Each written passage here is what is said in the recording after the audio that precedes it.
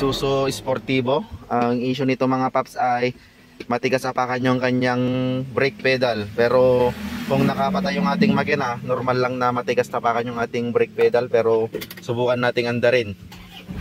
So ayan, maandar na. Tapakan din natin.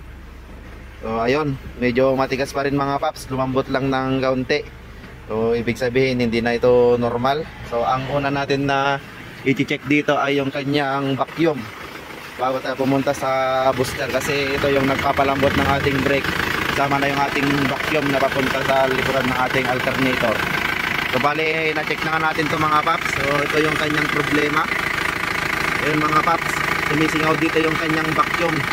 Imbis na solid sana na vacuum yung pupunta dito na humihigop, sumisingaw siya dito mga paps. So ang gagawin natin dito, papalitan natin itong kanyang hose. Ito lang mga paps.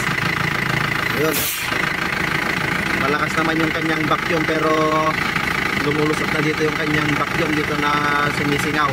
Napalitan na nga natin mga paps ng bagong hose. Ito na yung pinalitan natin, yung may bitak. Itatry na natin ngayon kung lumambot na ba yung kanyang brake pedal. Ayan, matigas siya mga paps kapag aandarin na natin. Yan. Ayun, smooth na mga paps. Malambot na. So ibig sabihin okay na.